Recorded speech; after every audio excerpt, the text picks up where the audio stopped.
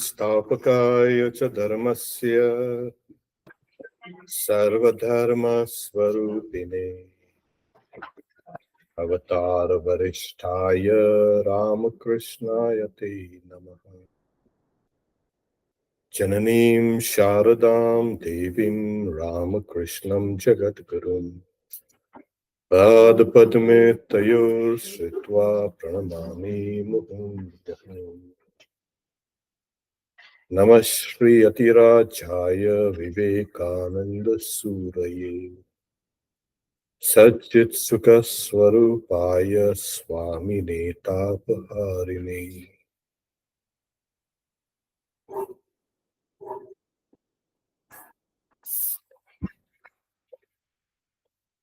Bhagavad Gita, 15th chapter, verse 3.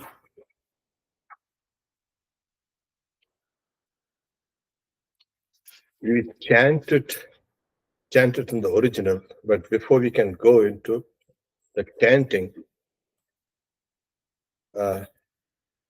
like a brief background. In the first two verses, the description of existence has been given in the form of a tree, symbolic representation of in a tree, where the roots are above and the branches and stem and everything is below. The roots arise from that supreme Brahman down in this world of ours. Now the third verse picks up the symbology, but it takes a departure. It's a more like it's trying to make us understand in the very beginning that the existence that we see, that we know, and which is rooted in the reality called Brahman, is something that we need to finally let go. They're saying, after all the great descriptions, and why do you need to let it go? And thus begins the third verse. Its form, that is the world tree, is not perceived here in that way, nor its end, nor beginning, nor continuance. After uprooting this people tree, the Ashwatha tree, whose roots are firmly fixed with the mighty weapon of detachment. It is teaching us detachment. As it is a custom, we will chant. And if you have the verse there, I'll chant it in the Sanskrit. And so we will then take the English translation. Okay. Urdhvamulamadasyakam ashvattam prahuravyayam Chandansi yasya parnani yastvam veda savedaved Adascha urdhvam prasita tasya shaka Guna pravritta vishaya pravala Ashvattamenam suvirudamulam Asanga shastrena dridena chitva I mixed up the second with the third. Okay, we'll take the third again. Na rupamasya tatopalabhyate nanto na chardir na cha sampratishta ashvatamenam suvirudamulam asanga shastrena dridena chitva.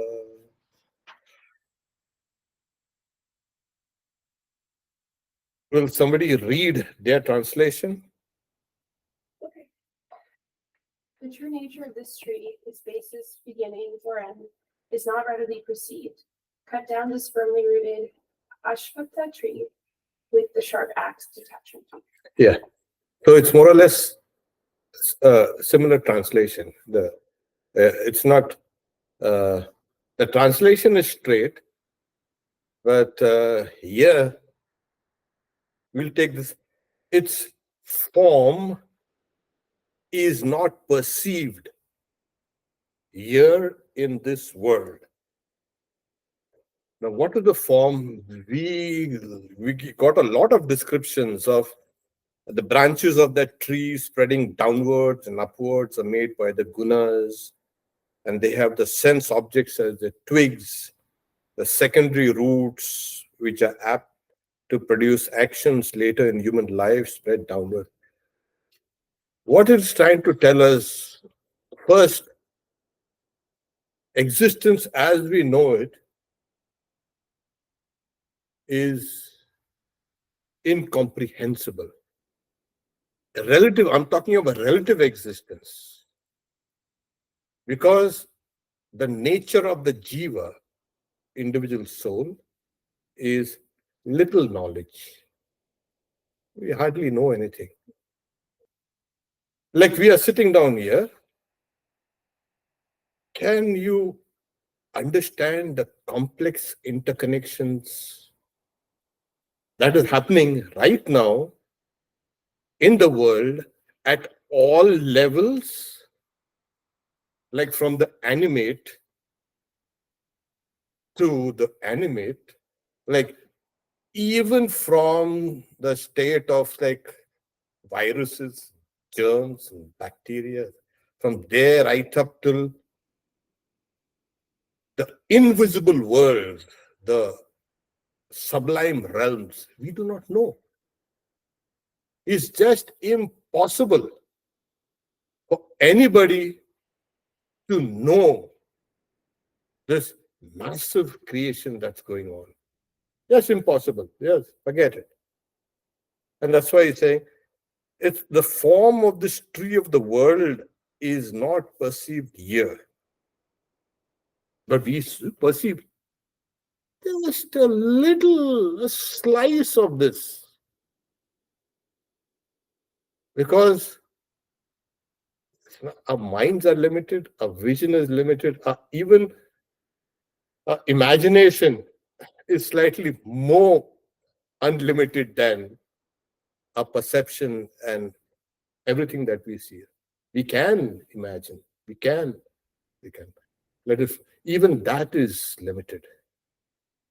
So that's the reason why saying na rupam asya tatopalabhyad, it cannot be perceived, its form. Now they gave us that whole illustration of a tree, and that yoga block is there showing that upside down tree. Wow. Yeah. That's just something which is just to keep your mind fixed on that particular subject matter.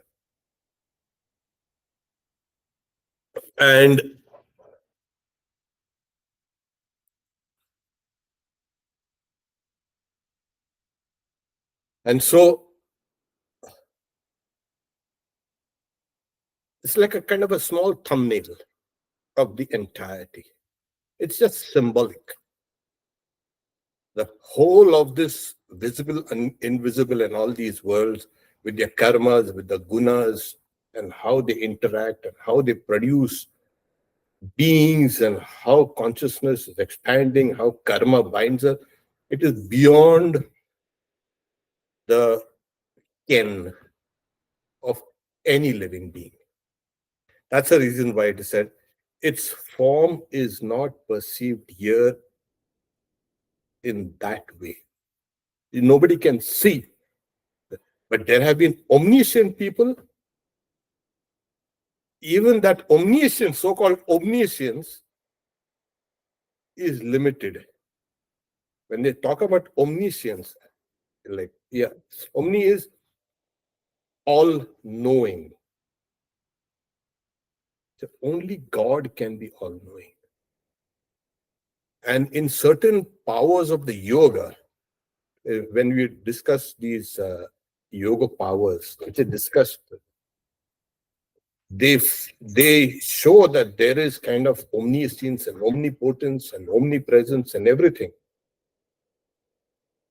But even there, we will find that our knowledge of this existence of the world is very limited.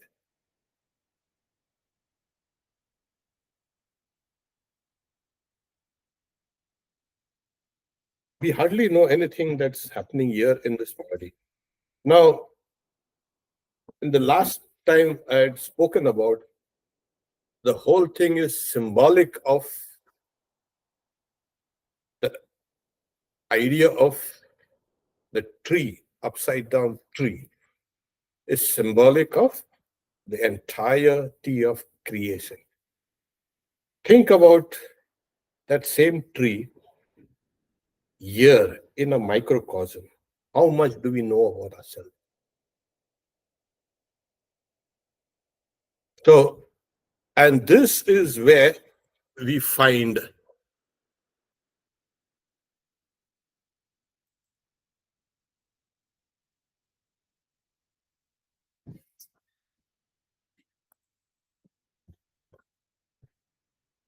and this is where we find that we have come to a stage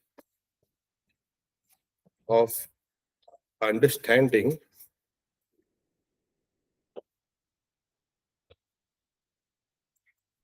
I think it's fine if he's in the digital.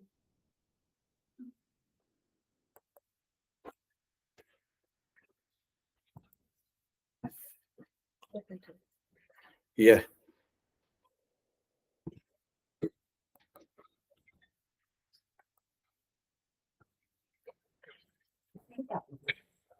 So its form is not perceived here in that way, nor its end, nor beginning, nor continuance. The commentator Shankaracharya says its form is not perceived by living beings here. As I said, this world, the tree of the world, this existence is very, very, very complex.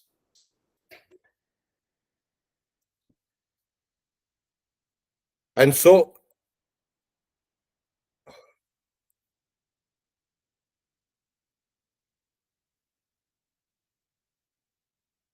for one thing, this entirety of this world tree can be destroyed. Okay. And the commentator says, as soon as it is seen. Seen? Yes. So how does one see? We are seeing, like we are seeing only a small portion of this world tree.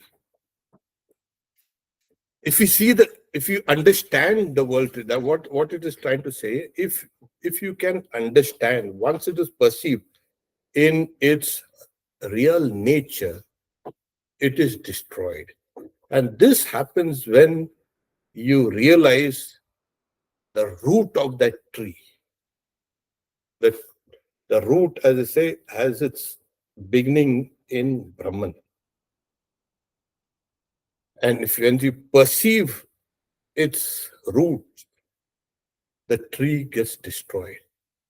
The entirety of this world tree gets destroyed. The ignorance regarding that tree is destroyed. Because what we are seeing is an entity which is run. It's a kind of a self-governing, very organic way it is working. Prakriti, nature, she has some rules, and according to those rules, everything runs. Say the physical laws, the chemical laws, the biological laws, and this and that, and everything, things are being run. So we use this to understand how nature works. But we forget one thing that is there. Again, that very root, that root which is consciousness, we don't get that. And that's the reason why once we see that it is consciousness that is at the back of everything, once you perceive consciousness, then the tree disappears. It's one of the examples, common examples are given by Vedanta. When you see the snake, you don't see the rope. And when you see the rope, you do not see the snake. So this relative existence which is there is just there. Okay. So we are not seeing it really as it should be seen, as consciousness. If you can see it, then what happens? You don't see two things together. When you see reality, you will not see this. When you're seeing this, you don't see the reality. So this is like a kind of a screen that is shielding. Because, as I say, the whole thing is being run by this karma and the gunas and the desires, etc., etc. So the commentator says, no long as saying, it is destroyed no sooner than it is seen, like a dream, water in a mirage, magic, or a city in the sky. Why did he keep on giving such a huge, you can say, 2 verses saying that this is the world tree and this is supposed to be there? It is everlasting. If you read the first verse, it's kind of an everlasting. Yes, it has been there. Nobody knows its beginning. When the world started, nobody knows. When creation started, or when existence began, nobody can say. Oh no, it started with the Big Bang. Really, now things are getting updated, saying no, it doesn't start actually with the Big Bang. There are many bangs. There's a matrix, and from there, expansions are happening. Nobody can say when it starts. Nobody can say when it will end. Where will it end? It will end. When we were young, we used to see these cartoons, no? The world will end in 7 days, and standing. And then 7 days are passed and nothing happened. And then they change the signs, The world will end next year. Repent. And that also does not happen. So all predictions about the end of the world will end. And there are religions who have preached the end of the world as a central part, not a central, a kind of a doctrine which is, hey, the world will end there. And it's not happening. It's not happening, and it will never happen. because nobody knows. Okay. So the beginning is unknown, even its end. Because in Vedanta, what the idea is, if you say, just say, God created this world. God created this world. And then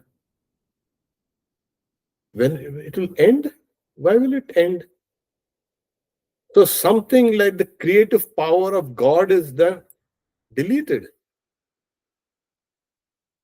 In Vedanta, we say if there's a God, creation will always be there. And if God is infinite, creation also is infinite. Otherwise, you'll be stuck with a finite God with a finite creation. And we cannot have that. So the world will end. Then they should put in the footnote, God also will end. That they don't do, no. So there are the two things, creation and creator. They're like creator. Everybody believes in a creator. So these are the two things. Actually, they are not two things. They are one thing. God is creation. Where are you going to see search for God? Look within creation here. So this is one of the reasons why. So once you understand the real nature of God, then you understand that this creation was like a veil covering God, as it were. That's why I say, like a dream, water in a mirage, magic, and a city in the sky. A city in there's no sky. It's like there's a city in the sky. But clouds, they form into clumps and this and that, and appears like as if the city there. Shapes. What Bhagavad Gita in this chapter is saying, that creation is Maya. And the one is there who is behind, who wields Maya. So in one of the Upanishads, it is said, Maya tu prakritim vidyat, Mayin tu Maheshwara. Know nature to be Maya. The ruler of this Maya is the Lord itself. So right now, we see this creation, this existence, extensive. Nobody knows where it started, nobody knows where it's going. It's continuance, they say. Nor its end, nor its beginning, nor continuance. How it's running, a whole thing, nobody can know. Everybody thinks that we'll get to the heart of the matter. Still, people are trying to get into the heart of matter. And it's not happening.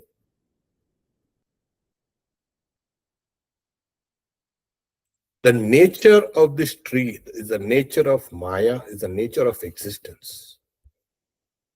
And nobody will be able to understand it. But once it is, when it is perceived in its real nature, then it is destroyed. There's a simple explanation of the whole thing. Its form is not perceived here in that way, nor its end, nor its beginning, nor continuance. And how do you get to the reality? By uprooting this tree.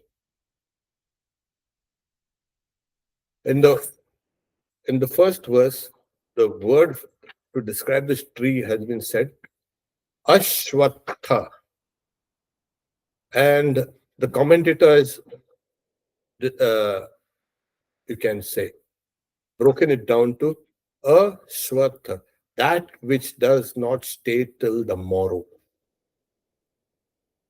That is from the very etymology of that name of that tree itself shows that it's not going to last.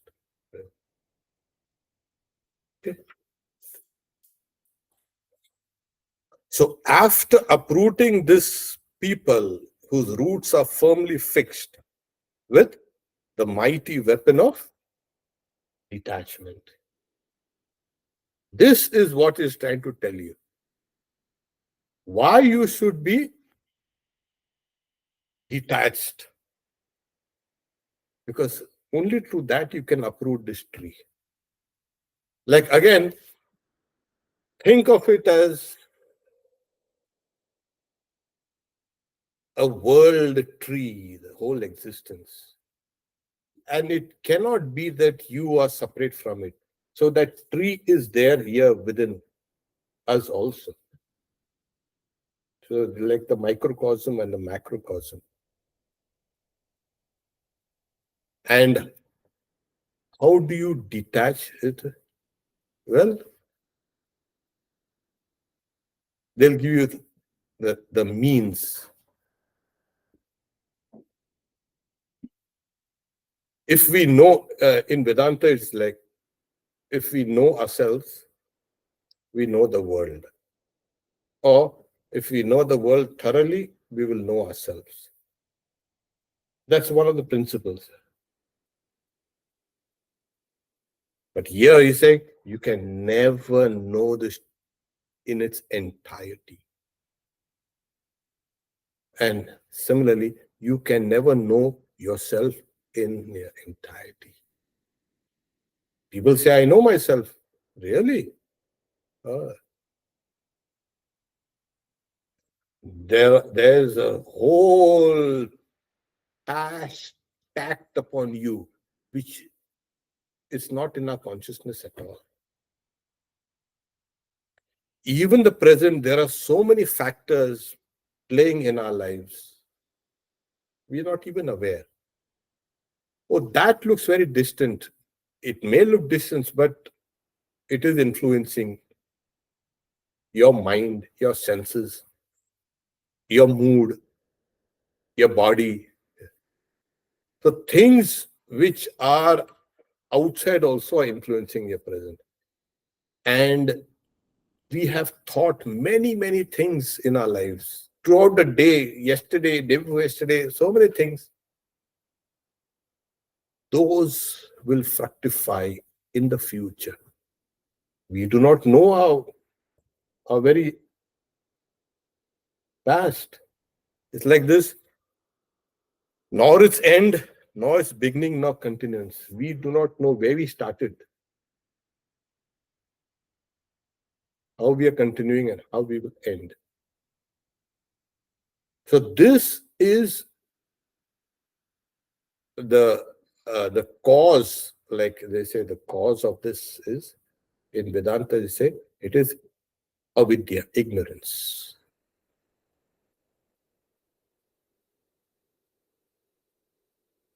And this ignorance has to be cut.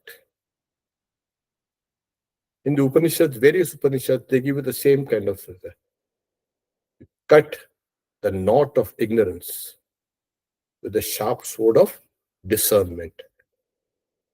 Like they say, the verse is Vidyate Hridaya Granthi Chidyate Samsarva Samshaya Chiyante Cha. So everywhere they will see that even in this Tasmat and Jnana, you cut the tree, or you cut ignorance with the sword of knowledge. This is what it is. But isn't this so wonderful here? Yeah. Everybody says it's wonderful. Not everybody.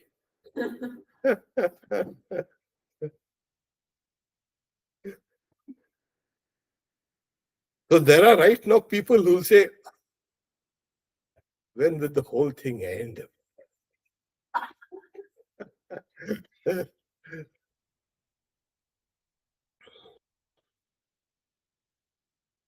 So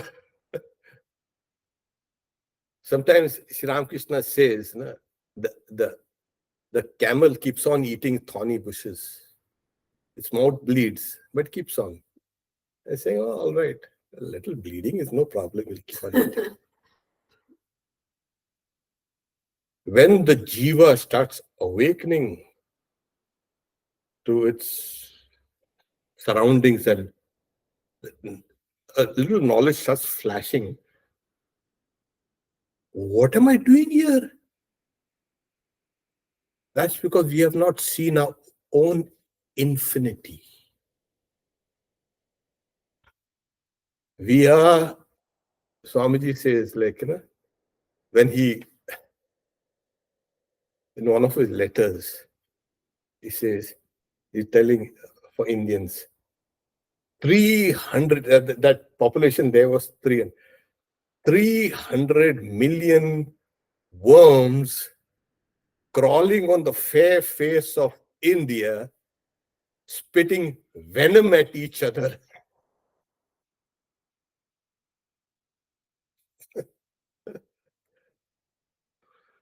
So we think, I'm fine.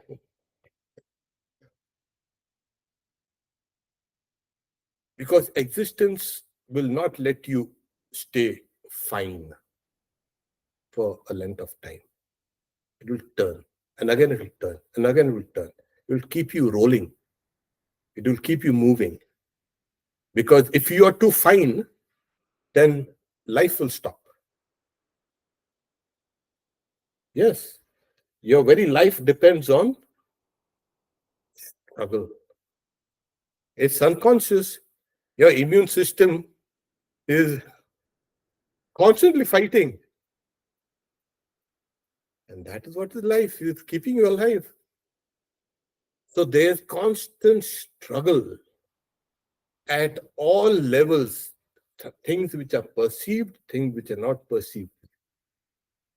Right now, everybody is so happy because there's no conflict. But there is at either it's low intensity or high intensity or anything. It is there. There will always be. You do not agree with yourself. You expect others to agree with you. This world is one big mess. It has its beginnings in, they say, it starts in an orderly fashion and then becomes very chaotic. Somehow these things are being run. We do not know how and why. Somebody say, what is the purpose of this? Different people have different ideas. The purpose is to enjoy, to live, to this, to work, to procreate, to build this, build that. Is that the purpose of life? And Vedanta and Sri Ramakrishna are saying the purpose of life is to see God. What? Nobody told us. And then suddenly we asked, get detached from this. What? I thought the purpose of life was to go and kind of have a nice time and come back and then weep a little and again go out, have a nice time. Come on. It is too complex. Swamiji says, he gives the example. Wheels within wheels within wheels. This is what he says. It's too complex. He's saying, put your hand inside and that machine will pull you in. There you're gone. It'll take you around. So in Indian stories, especially in the Mahabharata and all, you'll find uh, one story starts and That story leads to the next story. And then that second storyteller will tell about a third story. And within that third story is a fourth story and fifth. You get into a maze, a story within the story within a story. And you're thinking, fine, everything is fine. I can understand. But it has led you inside into a maze, which is difficult for you to come out. All the old stories are like this. So we are doing things, we are getting deeper and deeper and deeper into things. And like Sri Ramakrishna says, like the fish, they get into the trap and they are snagged inside. And if they could have just reversed their journey, they would have come out. They don't. Very strange. The fishermen know. They're the fishermen.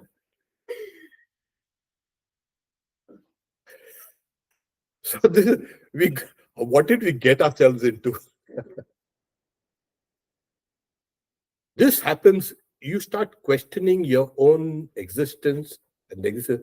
Once there's a kind of a glimmer of the background or the root or the source of this tree, then you start questioning. Till that time you don't.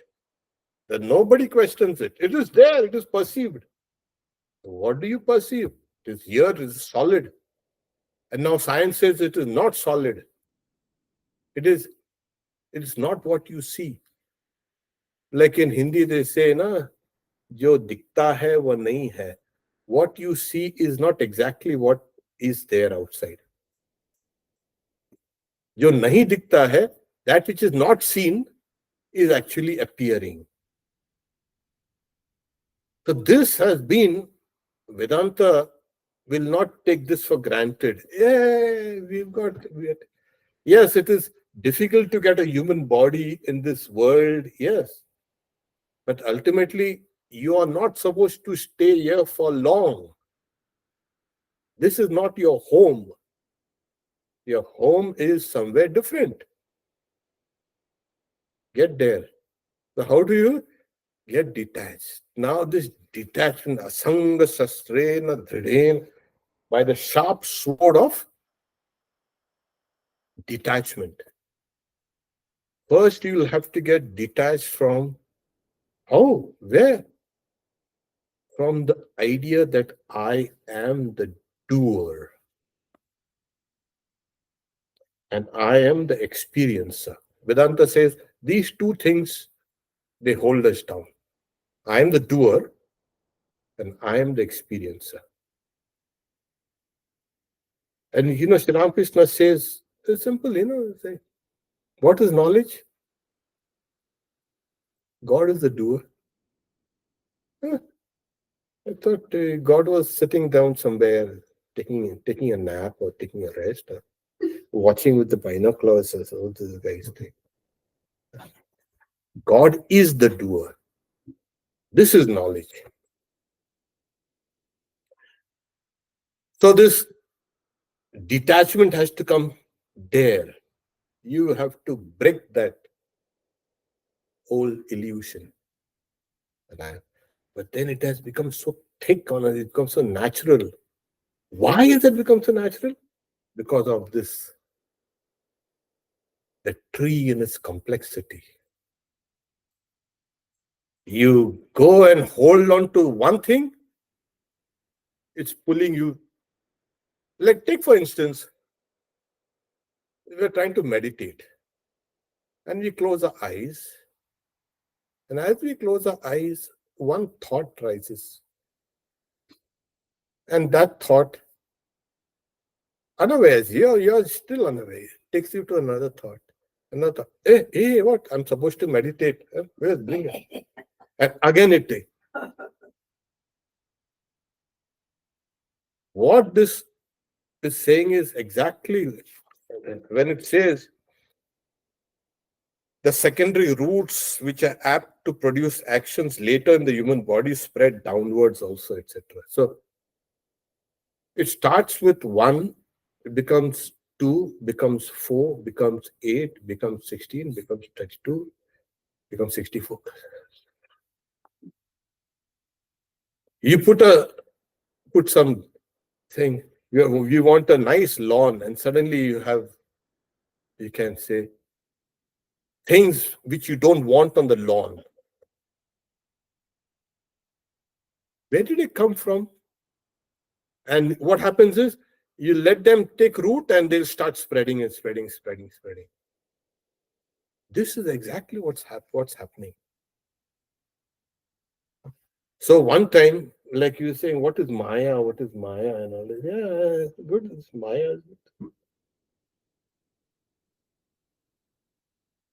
So Sri Ramakrishna one time, he prayed, he wanted to see Maya. What is Maya like? Like, what is this tree like? So one day he was sitting down in Dakshineshwar on the Panchavati, and the Ganges in front. I don't know. I've sat there and I was trying to imagine what it would be like, And Sri Ramakrishna was there. And that place is so beautiful. Of course, there it was kind of almost deserted then. Then Sri Ramakrishna was looking at it. A beautiful looking woman emerges from the Ganges. First is the head, and slowly, she's emerging from the Ganges. As she has emerged, Sri Ramakrishna sees that she's pregnant and is there, and she delivers a child there. And she takes the child and with so much love, and she is nursing it. Like she's the epitome of the motherhood. Like, and in the next instant, she takes on a form which is terrible. She takes that child she has birthed, crushes it between her teeth, swallows it, and when he explains this again, it gets into a void. The child enters into a void. She's finished swallowing that child. She turns and goes back.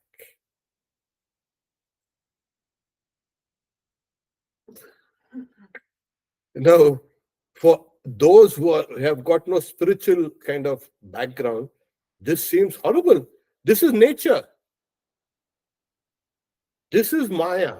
This is creation, preservation, destruction. So this creation, preservation, destruction is going on at all levels, from the atom right up to the highest suns and stars, and everywhere you'll see. This is life.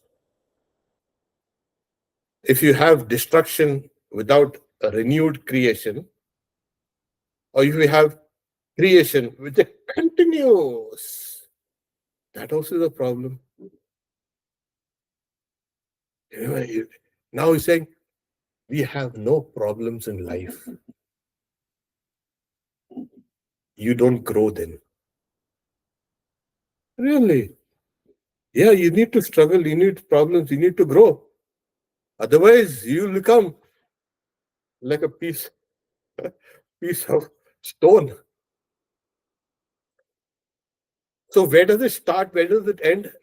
It's circular. You cannot say, like you say, nobody knows the beginning, the continuance, the end. It's running round and round and round and round, over and over again. Sri Ramakrishna sees another when he wants to see something more of Maya. He's sitting in his room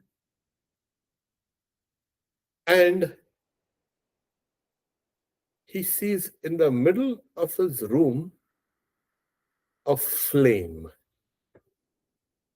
like hanging in midair. And that flame slowly starts emitting its glow. It becomes bigger and bigger and bigger and bigger. It fills his room. It fills the precincts of that temple and spreads and spreads and spreads till it covers the whole world.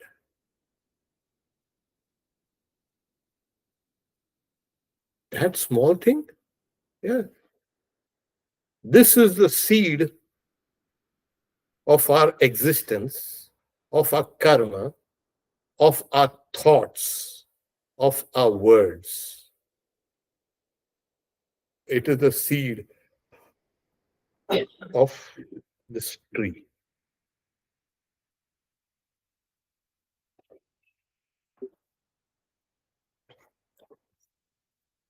I think this is clear.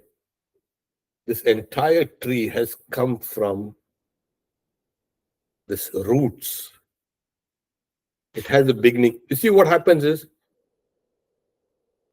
Vedanta does not want Maya to be too independent. Otherwise, it will create problems. It has to be united always. It is the power of God.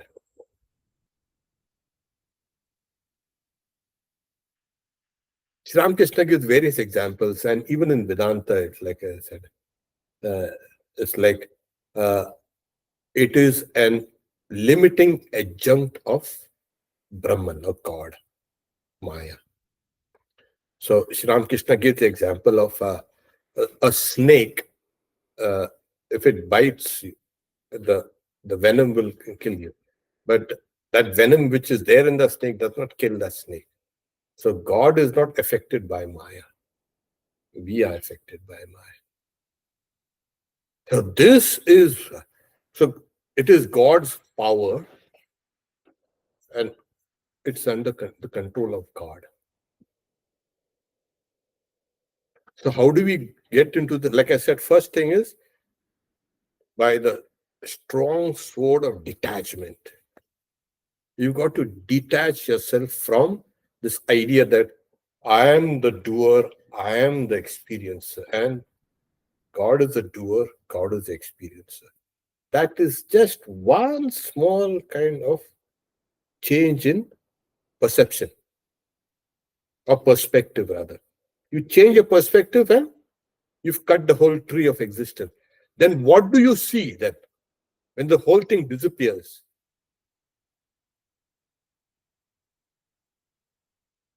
The reality called God. In Vedanta, and I always try to give an example, you can never know nature, God. You can never know nature, Prakriti. But you can know God. It has been over and over, has been authenticated. That's a very strange thing. You can know God, but you can never know Maya. Because the very word Maya, that which is not, Maya, that which is not there. So something gives rise to something else. One thing gives rise to, as we have said, from a very graphic explanation, is that Maya coming out from that Ganges. And on the other side is, it's like one seed is sown, and that seed gives rise to its clones, and over and over and over, it keeps on spreading and spreading and spreading and spreading all over them. So this tree, which say its branches below and everything, there are secondary roots, it keeps on spreading. This is what it means. The seed now has to be cracked. That seed is the idea that I am the doer. If we can break that, cut that, then it becomes, the whole thing collapses. Exactly like, what I say, like a dream, like water in a mirage, like magic. Sri Ramakrishna says, mm, everybody is fascinated with the magic, but nobody sees the magician. When you are seeing a magic show, wow, look at that. And you are seeing uh, uh, a tree, coming out of a potted, of a pot. There you've seen all this, and then that sprout comes out. People all watching, gazing at it, and then it starts sprouting. The stem that comes out and leaves that comes out, and then trees, the tree is growing and it gives fruits and oranges. And the guy plucks the orange and throws it, and where did the tree come from? It was an illusion. And these illusionists are really good. So one time, one magician, illusionist or whatever, so you want to see magic? And I was little, yeah, I can figure it out what magic and all. So, okay, come. There's a plate of water, just a plate of water. Can you see this? I seen, and I was stunned. I saw things in that water, and I was carried away by that. It's a kind of a, what do I say? It's like a movie. Okay. Oh, Shigal.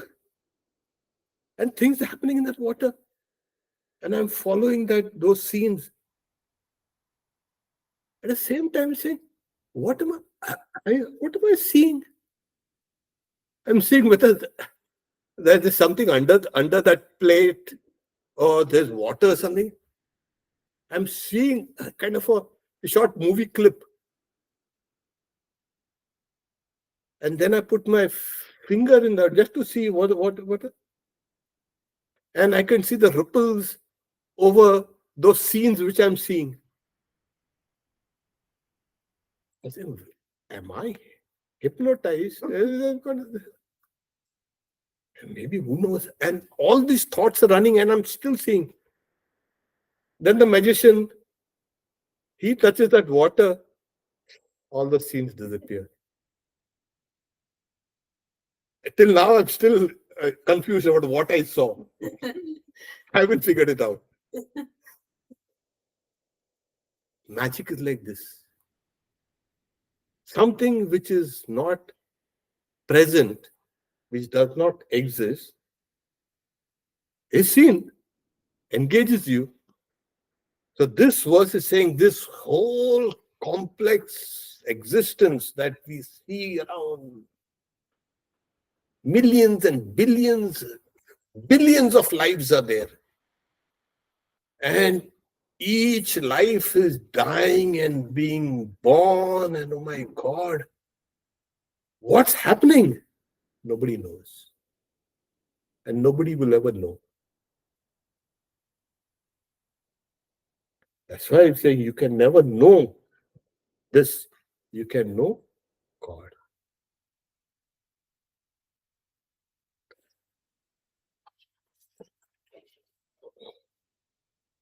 And that's why he's saying, after uprooting this mighty tree, this tree of the world, whose roots are firmly fixed,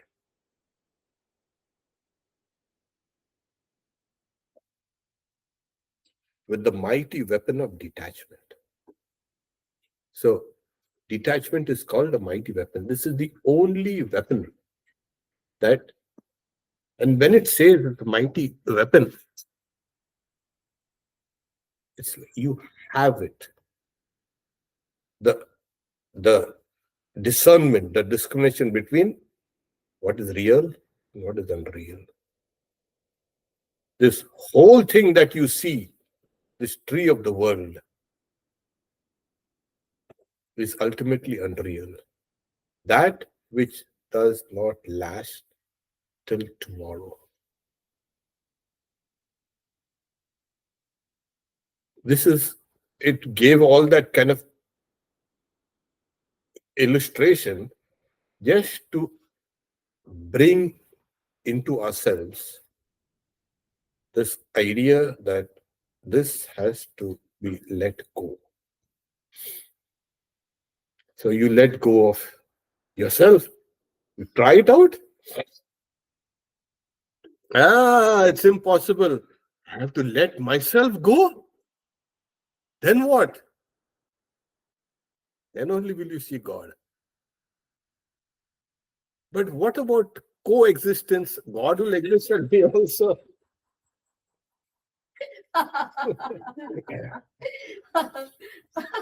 God also has no. That kind of.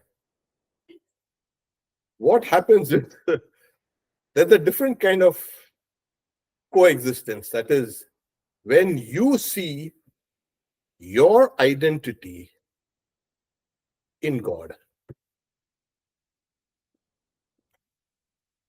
then the whole thing collapses. Sri Ramakrishna, in his very homely style, he says, you know what? If you go to Jadu Malik was a very rich, that time a landlord. It's in the gospel. If you go, even those guards will not let you get inside. So somehow push the guards away. Or you can even jump over the wall and somehow get into the house and meet Jadu Malik. And Jadu Malik there will tell you how much of the properties he owns, how much estates are there, and how many, like Sri Ramakrishna says, government bonds. Somehow he understood these, that those days the East India Company used to sell these bonds, Kagoj, he's saying, how many papers he has got. So when you find your identity with God, what happens is God will tell you, see this. This is what it is.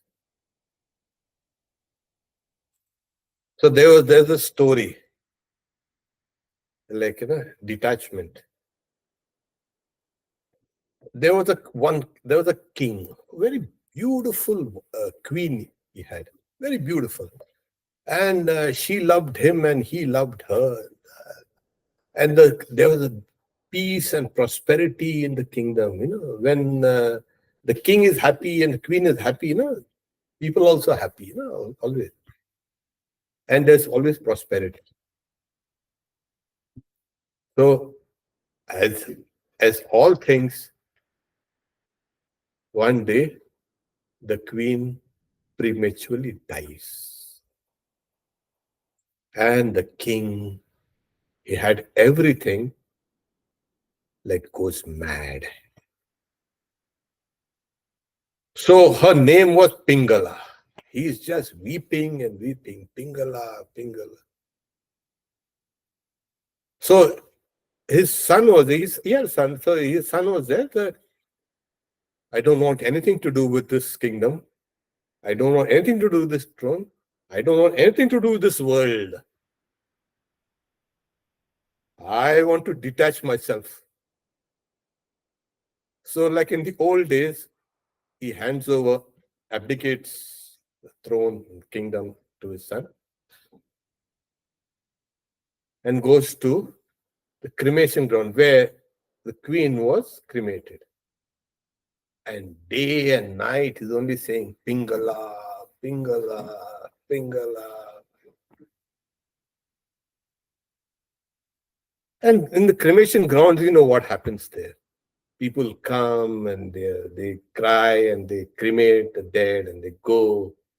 This person, and people avoid cremation ground for obvious reasons. Nobody wants to go there. What happens is, as he's spending days and days have gone into months, he becomes like, his once royal robes now has become like rags. He's not eating, he's not sleeping, he's only weeping and weeping and weeping. So one yogi with his disciples, they were crossing near the cremation ground.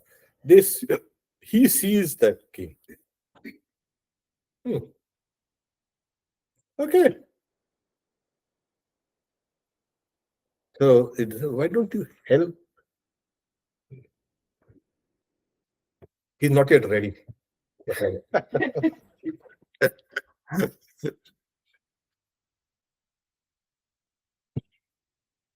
Then they go on their wherever they're wandering kind of monks. They return on their return, and it's been a few months.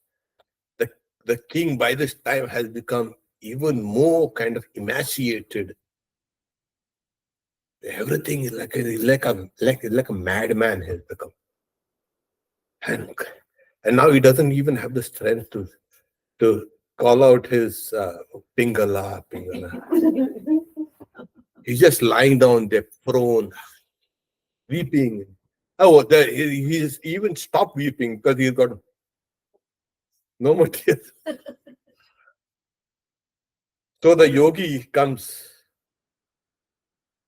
He has to be taught a lesson now, the king. So he tells one of his disciples, you go to the marketplace. In those days, the open marketplaces, get a nice pot, fill it with a little water. And and he said, again, paint it beautifully. Like pots are just clay, clay pots, earthen pots. You paint it beautifully. And so the disciple does all that. So the disciple gives it to the yogi. And he said, keep away, keep at a distance, tell the disciple. And as if he's walking and walking and walking, and suddenly his foot hits the king's body, and the yogi stumbles, and the pot breaks. And the king was kind of like dazed, unconscious. He sees that yogi falling with that pot on his head, and he says, oh, my beautiful pot. Oh, my beautiful pot. It has been with me for so long. It is now broken. Oh, my God. It's broken. And he's weeping over the pot now. Yeah. Now the king is surprised. Saying, hey, what is this? Why are you weeping over that? That rifle. You don't realize I love that pot so much. It was with me for so long, and now it's broken. You don't understand. You can get 10 pots for a few pennies. What? What do you think? You can get 100 pots for a few little more. So this pot was special. He's trying to describe the broken pot. And the king is smirking. Uh, then the yogi said, hey, what are you? Who are you? The king never said, I'm the king. No.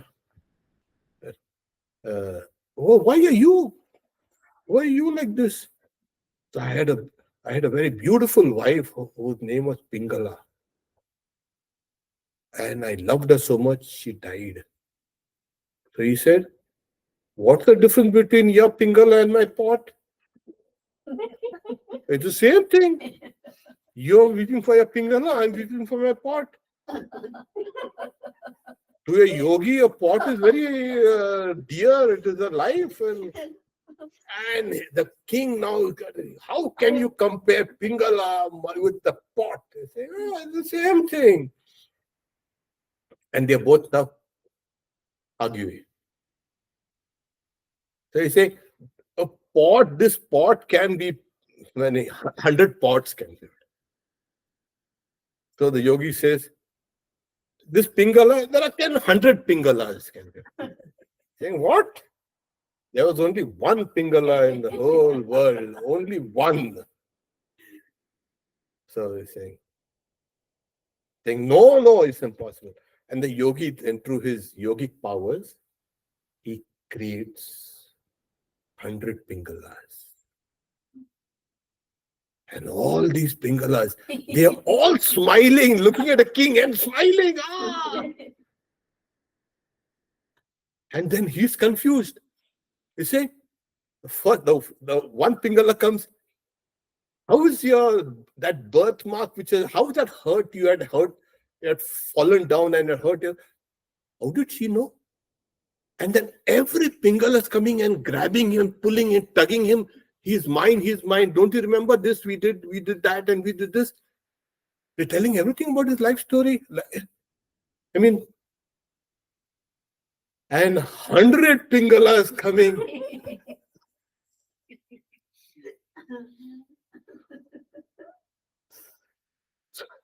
So he says, the king says, no, who's the real one?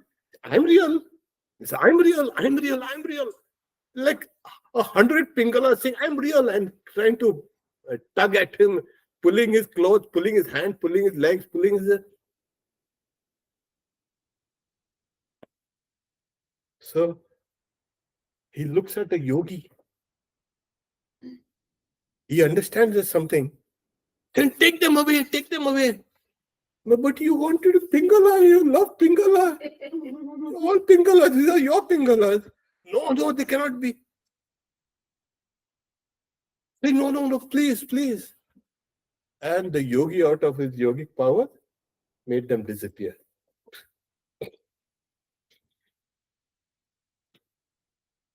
Then he understands this yogi, my God. Then he initiates him into a mantra. And then what happened is, the yogi did not initially initiate him. Why? Because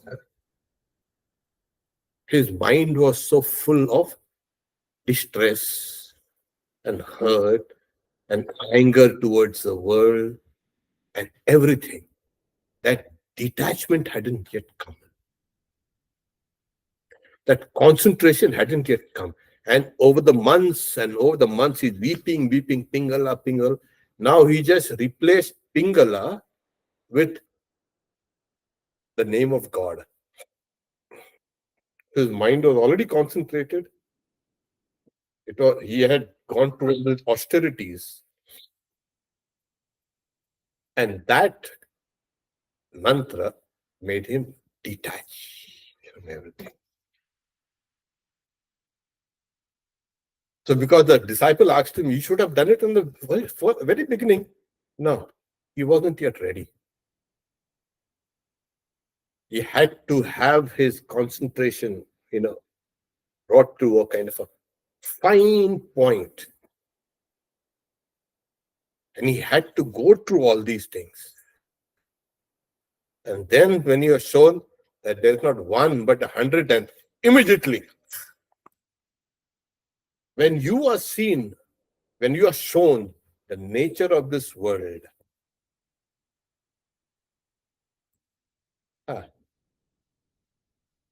once I had gone to Florida, and we were, where the Hurricane Milton is now. We are on the beach. And it's such a beautiful beach, beautiful. The waters are so blue and still and calm, and the sand is so beautiful, and trees and everything. Everything's so beautiful. So me and another Swami, they're talking. I said, wait. These very conditions will bring on storms. The heat and the humidity and that breeze, which is so nice, and that itself are the preconditions for the storms to arise. We do not see those things because the things happen very slowly. This world is changing constantly.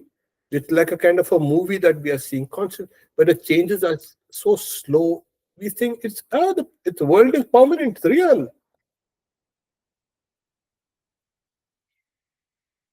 Suppose there are ways where you can, through yoga, you can speed up your mind, and you will see things. They said when you're on the last point of death, when you're almost close to death, what happens is you see your entire life in a flash, in a few seconds. Yeah, just a few seconds. So your entire life will appear like this. If you can see this, the entire world, it seems interminable. Nobody knows the beginning, nor the middle, nor the end, and its workings. The whole thing is like, that is what will happen. When?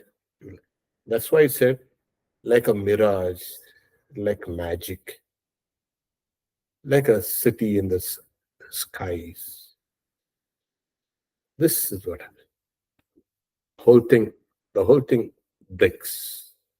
The illusion breaks. And when the illusion breaks, it is over.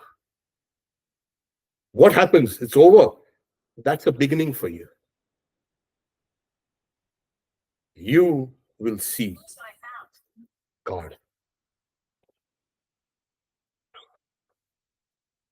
Okay. This is the implication of this verse. Na rupam asya tatopalab. Rupam is form. Na rupam asya, of this world tree, is not perceived. Because we don't see it in its entirety. Nor its beginning, nor its end, nor its continuation. Only God knows this. And we say, God knows. Actually, it's only God knows. So this we see that happens. Like once, there are few people who kind of, who really create what a revolution in people's minds and understandings about this world. Like take, for example, Newton. Is one of the greatest, you can say, people that were born. He changed the notions of the world and everything. He's saying, sometimes I feel like a child uh, on the seashore, picking up pebbles or shell here and all, while the entire ocean is before me. So when you know even a little more than what we know, you become humble. there's a Sanskrit saying, Vidya dadati vinaya. Knowledge gives you humility. The test of knowledge is humility. And the indicator of ignorance is egotism. Oh yeah, when you see egotistical, narcissistic people around, you know that they are just thick with ignorance. This is a sure sign. And then when you have knowledge, even of this world tree, you will become humble. They don't go and trumpet. So this knowledge is important. That's the reason why the first two verses describe this tree, so that in a small way that we can get an idea, an inkling. It will make us humble. That yes, we know, and yet we do not know. There are many things. The Bhagavad Gita is saying, Ajnanena vritam jnanam. So wherever Sri Ramakrishna says, wherever there's knowledge, there's ignorance. A person who knows a little more is humble. That person knows there are many areas I do not know. It is always there. But people who do not know anything, it's just little, they walk about as if they know everything. Oh, I can tell you everything. Oh, this has happened like that. They don't know anything. So the tree was described for us to bring us into this kind of, oh my God, I don't know the extent of this whole thing. It is just beyond any human capacity. Then begins the real search. Otherwise, I know Sri Ramakrishna used to get so annoyed when anybody used to say, I know. What do you mean, you know? You say, and that's why you say, as long as I live, so long do I learn. This is what he's saying. I know. No, you do not know. I can learn. I will learn.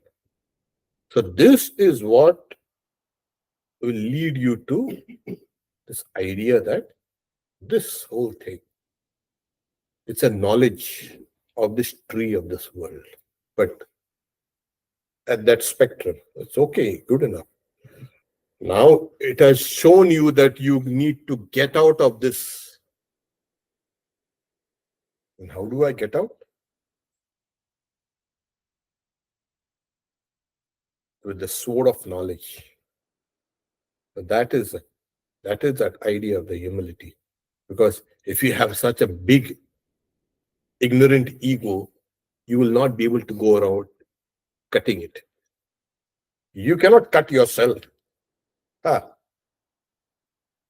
why Sri Ramakrishna will say, as long as in the old days in India, we had that cotton carding, no? There was a person who used to come and, pillows and beddings and all, made of cotton, they used to card the carding. So they loosen the clumpy cotton. And there was a kind of a string, exactly. Yeah, you've seen it. Yes, sir. They It used makes to, a sound also. yeah, and it used to make a sound. Sri Ramakrishna say, if you hear the sound, and I have heard, tweet, tweet, tweet, tweet, tweet, tweet, tweet, tweet.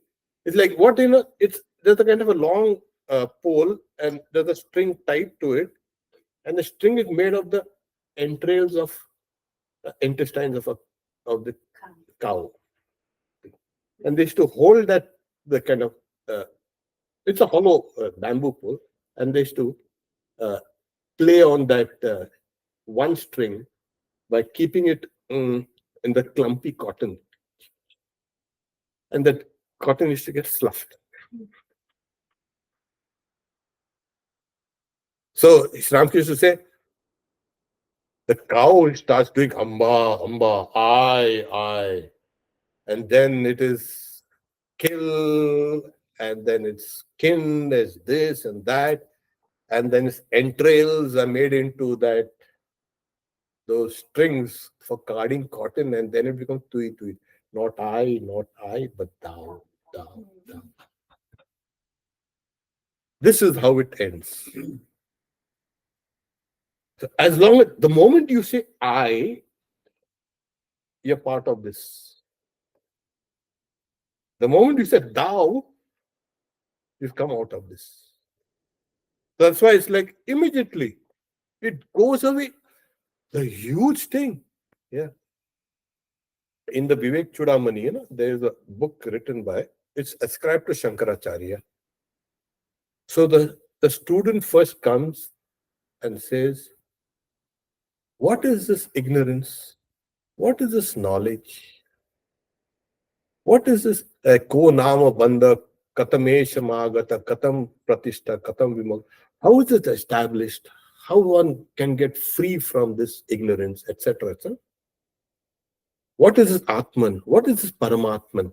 So the teacher is answering these questions in the entire book. And then he keeps on explaining. That's the whole Vedanta is there in that. Then the disciple, he gets it. And the moment he gets it, he said, where is this world? I was just now experiencing it. So the Sanskrit is Kutra linam idam jagat idamaivan maya drishtam nastikim mahadbhutam. Where is this world merged? I was just now experiencing it. Oh, that's a great wonder. This is what happens. And this will always happen. This mighty tree of the world will disappear in a flash. And then you know, oh, it was there all the time. So that tree, as I said, you have to cut down the roots of the tree here. You don't go around there. They gave the illustration of a tree, although that's fine. And it is actually here. The roots are here, the branches, the stem, the buds, the leaf, everything is here. You go, ignorance is here, knowledge also is here, and the roots come down from God. That also is here. So you have to detach. And the moment you, with a strong sword of detachment, the whole tree disappears. It's like, oh, the whole tree disappears. For you, it will disappear because you have cancelled it here. But for the others, it will keep continuing on. But you will become awakened. You'll see, oh. So that tree, we are that tree. Nothing. But we are projecting it outside. Yesterday, we were discussing one of the, you can see, verses in the Dakshinamurti Stotra. Yesterday, day before yesterday. The whole world appears outside, though it is in the mind, like a city that is seen in the mirror. When you take a mirror, just having a look at the beautiful scenery there. However, you take a mirror, you'll see the whole thing here within.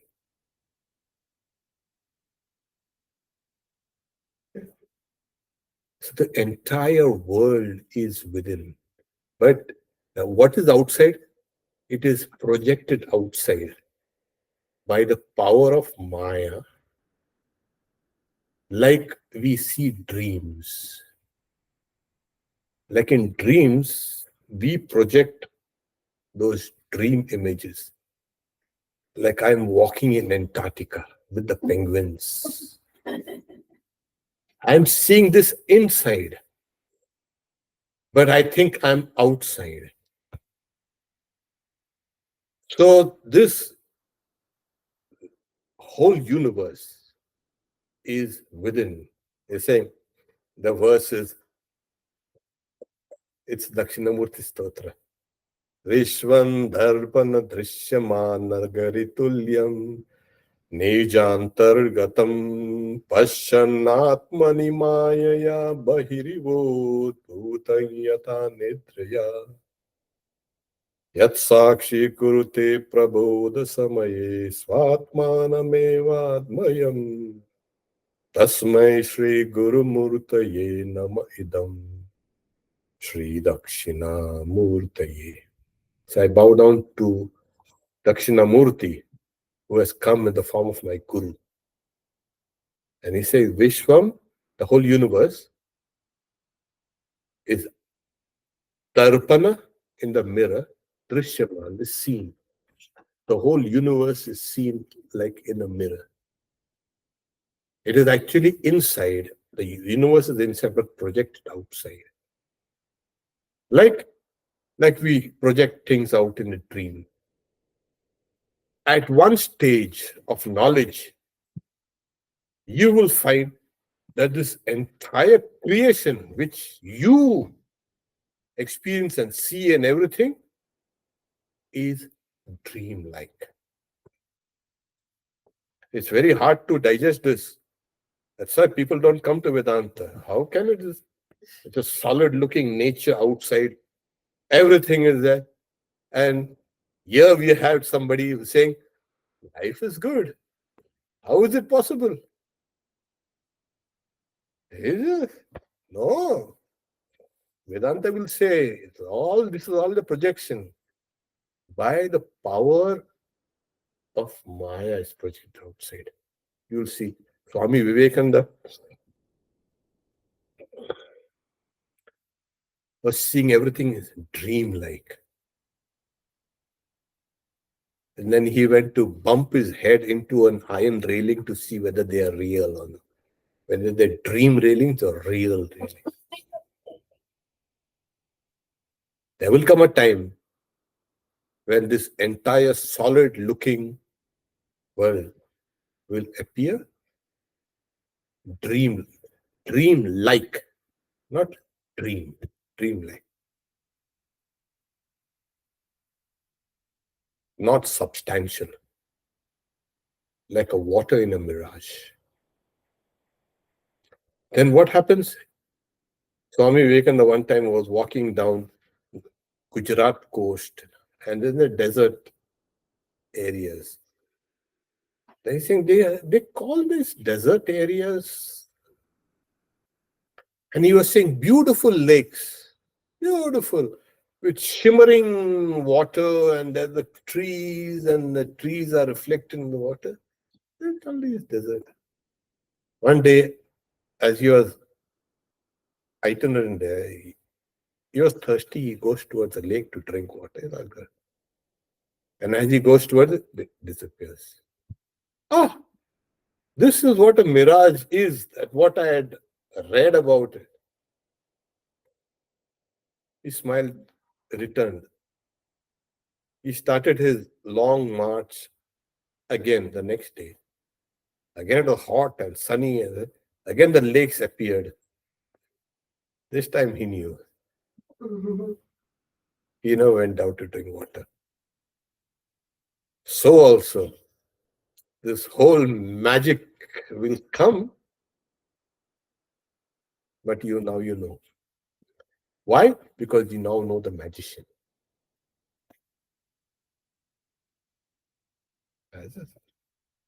So that's the reason why the Shankaracharya says, because its nature is such that it is destroyed no sooner than it is seen. Its real nature is it's destroyed. See it. The moment you see it, it's gone.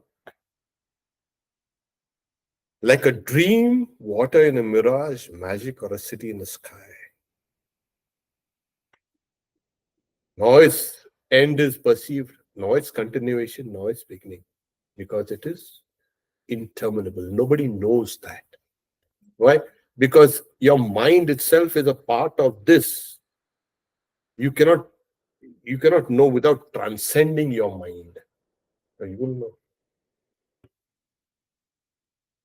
So no is saying nobody can say it has begun at this point because it is beginningless. And this is what in Vedanta say, this world, this creation, this everything that you see, it is beginningless. They call it anadi, without beginning. Ananta, without end. What is that which is beginningless, endless? As I said, you cannot have a creation, you cannot have all these things if you have a God continuously. If you have a God who is beginningless, endless, creation also, this, what you see, will also be experienced as beginningless and endless.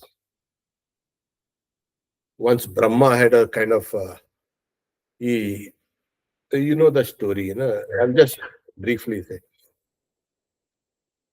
We talk about the multiple universes.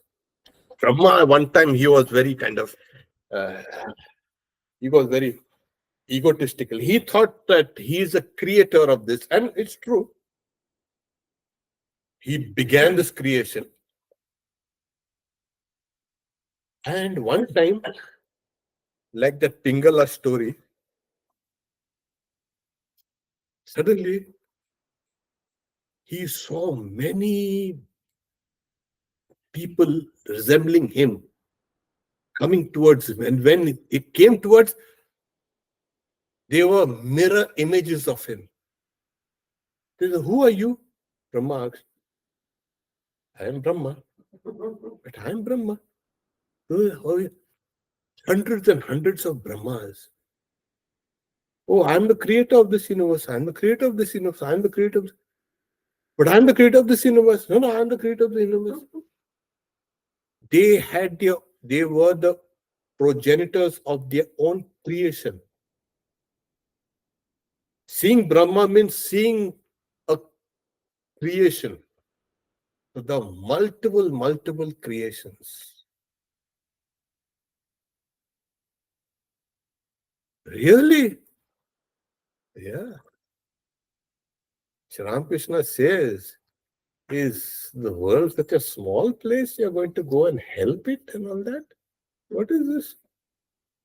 So you're talking to people like, what is it too good to the world? Good.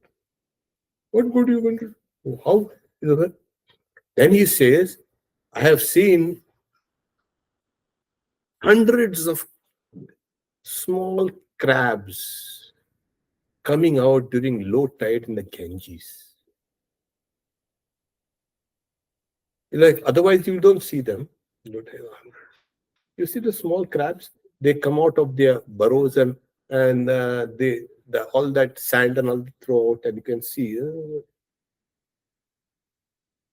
this much universes are there. So it's not a small thing. That's why it is saying we will never know in its entirety whether there are multiple universes, whether there are parallel universes, whether there is only one universe. We cannot say because of ignorance. And the whole thing is now a tree. Get out of the whole thing, get out of the mess. And that is what finally everyone will have to come towards this. They will come to a place where they'll have to confront their own running away. Hey, you have been running away for so long. I better start confronting the things which are there. Then you start taking the sword of detachment and cutting it.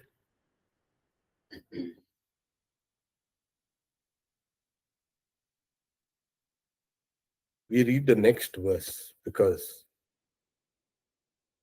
the Bhagavad Gita gives you the grand plan, and I say this is the way. These are the means you got to use to understand that grand plan. So this is why it's a very practical, you can say, book. It tells you the whole picture and then the goal, and then tell you the means to the goal. You can read your own books, and that will give you an idea, your own translations.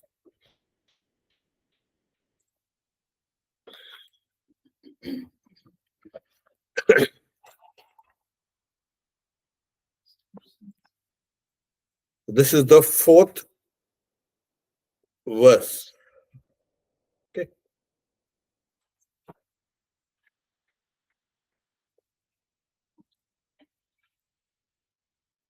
I'll chant it, you all read it.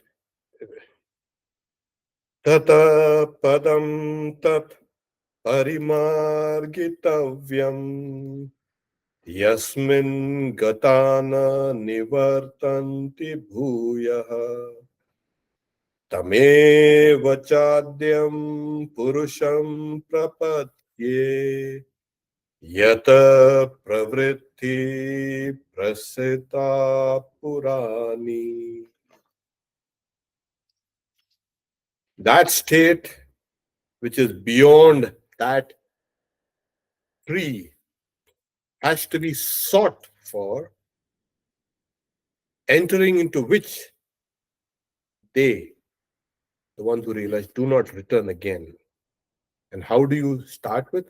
I take refuge in that primeval person, Purusha himself, from whom has ensured the eternal manifestation. This is this is the means. Tam eva chadyam purusham prapadhi. Who is a great person? It's a person, Purusha. What? Purusha? Yeah. From where everything has started. So I take refuge.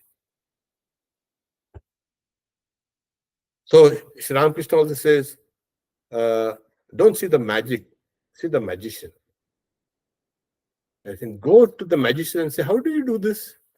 I mean, magicians don't tell, of course. But if you go and cajole him a little, and okay, this is how it's done. So I take refuge in the one which is the source of this tree of the world. I seek refuge in. And this is the lesson. So next class, we'll take this. Now, we'll keep some time out for if you have any questions, which I don't see anything there. Yata pravritti prasita purani. Have anything here? What? Yes. After all this. Even before I had a normal surgery. Okay. Yeah. But I think he went to severe mental agony, right? So after that, with whatever happened to him in his life, he got into a state of depression where he was crying or for pingala. Yeah. That is what happens to almost most of us when we have problems, when we have sufferings. But at what point do we get that detachment? What do we actually do? Grace. So talk to God. Grace comes. It has to come and it will come. When you come to that point, grace comes.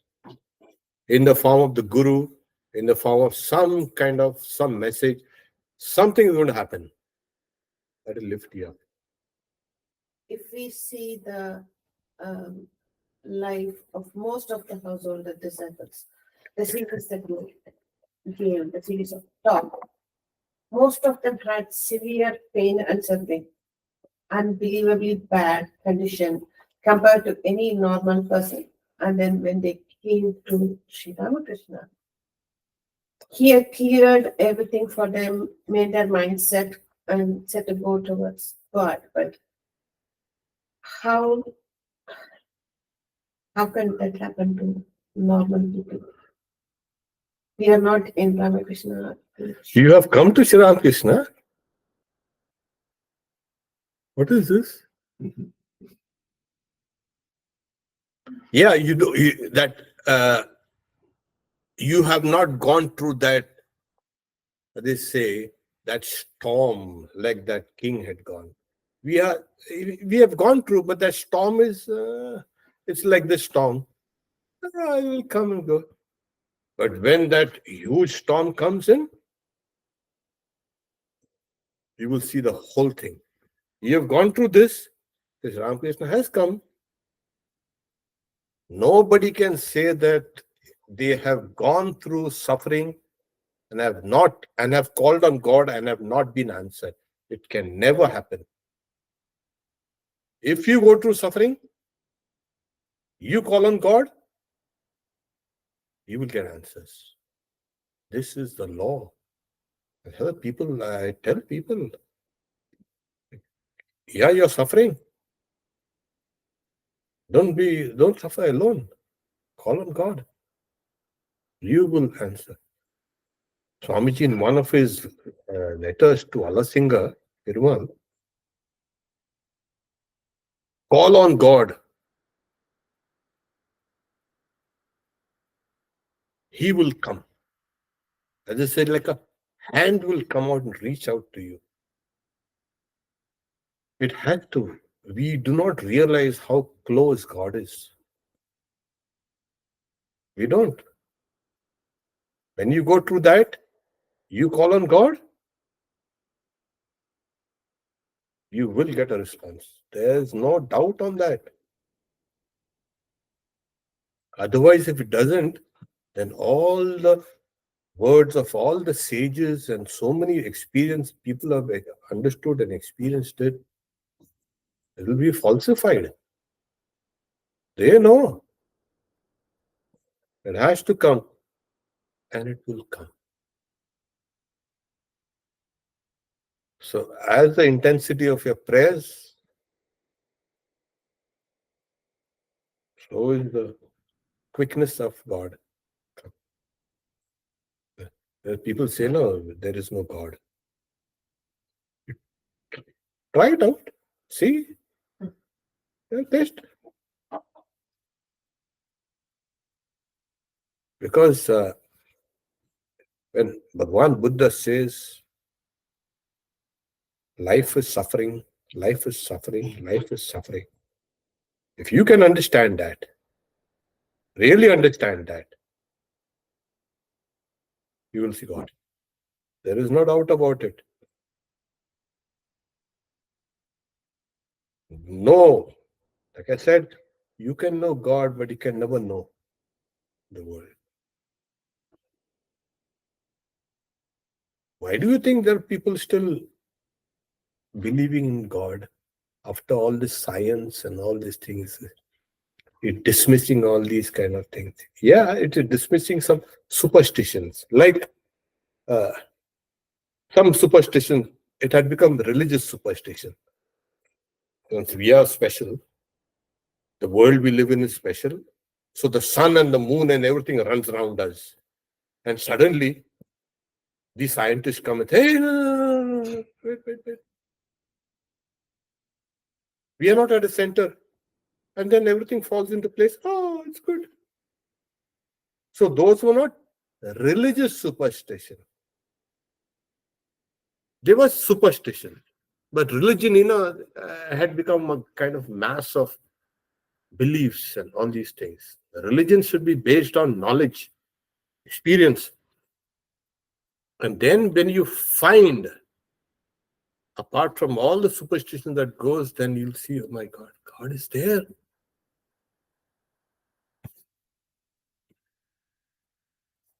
So, Swami, you said God is the doer and the perceiver. So, where does the role of self-effort appear in this? You also have to kind of take some steps. If the God is the doer and the perceiver, can you just chill out? At that stage, you can chill out. At that stage. At this stage, you cannot. Okay. Tie that knowledge there where you can. In the old days, they said tie the knowledge of Advaita in the corner of your cloth, So it's like that. Sri Ramakrishna gives the example of a calf tethered to a pole. It has freedom to only move only this much. So your freedom is like that. Then the owner of that cow or calf comes, hey, all that grass that has been eaten. It will release the rope a little more. So as long as you have the feeling, I am the doer, you've got to exert. Oh yeah. And then you say, oh my God. At one point of time, you run out of steam. Yeah. And then you say, so you got to exert yourself. That exertion is called karma yoga. Keeping in mind that whatever I do, yat karoshi, yadasnasi, whatever I eat, whatever I say, whatever is an offering to God. That becomes your self-effort becomes karma yoga. Nobody says, take it easy. In India, we have something called a Punjabi Vedanta. It's called Punjabi Vedanta. It's like what, The world does not exist in its 3 periods of time. Jagat 3 kaal mein hai hi nahi. Then he says, hey, get hot chapatis. What happened just now? You were saying that the world does not exist in 3 periods of time, and now you want to. You see? That contradiction is there in our list. So as long as the ignorance is there, there will be a contradiction. When you have run out of steam and when you dedicate everything, your actions to God, then exert yourself more. More. They say, I'm doing little. No. Do more. That's what. So be a kind of a blessing to humanity. Be a blessing to the world outside. Be a blessing to everything around you. I'm only doing self-effort for myself. Then that's it's better you can do. Better than being lazy. See, Swamiji also says better to be active and doing something, even selfishly, than to be just lazy and doing nothing. Yeah, you're very practical. So go about, do. That Rajoguna is important. You keep on doing Rajoguna. There will come a time when your mind will become sattvic. And as it becomes sattvic, then the idea, I am the doer, that is kind of, you know why? Because you will see your success, you think your success has been the result of many people's contributions. Many people have contributed to your success. That is a sattvic state of. Then you will, what you will, oh, I've got to do something for them also. And you will. This is the stage where your effort becomes important to do good to this world. Yeah. So it's better to be active, be doing, jumping about, better than I don't do anything. God is doing everything.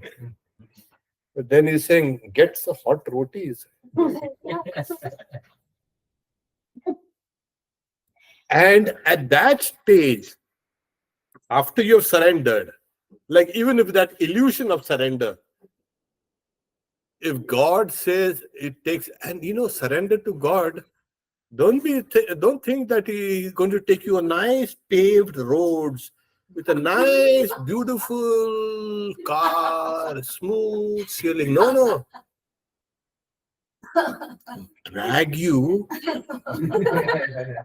through gravel, barefoot, take you through all this thing.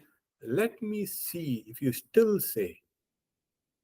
And we have seen the lives of many saints where when you find they have gone through endless troubles, but they have surrendered to God. So you don't have to tell God, I'll surrender, but there's a condition. Okay.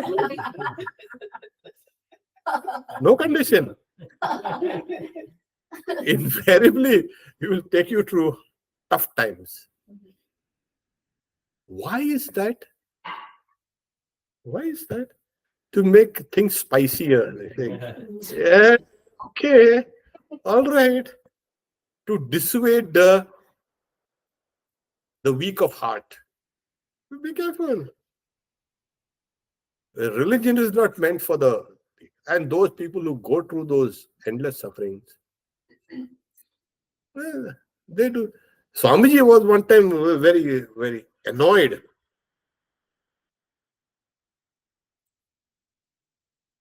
He had gone to Vrindavan. He had washed his clothes and he had kept it dry, and then a monkey had taken it. And he was so furious. I have come here to the place of Radha, and this is what happens. And he entered the forest, deciding to starve himself.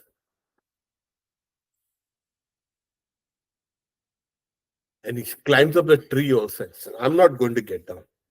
In the middle of the night, somebody, hey, Babaji, come down. What's this in the middle of the forest, in the middle of the night? He come down, he insisting. He had bought food. So if you, at that level, you can play along with God also. Yeah.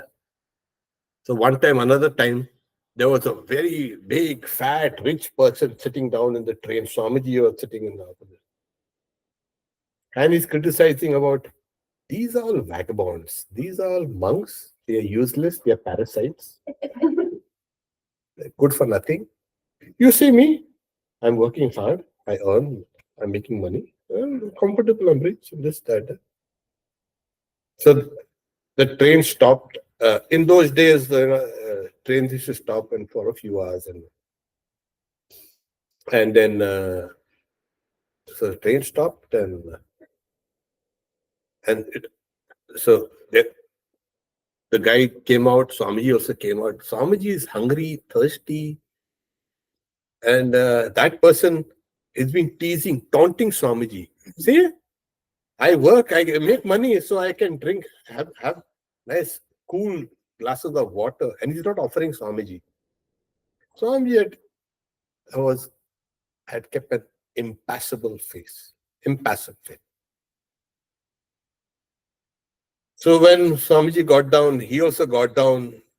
The servant, he spread a kind of a carpet. He sat down. He got some nice water and opened the food packets and all.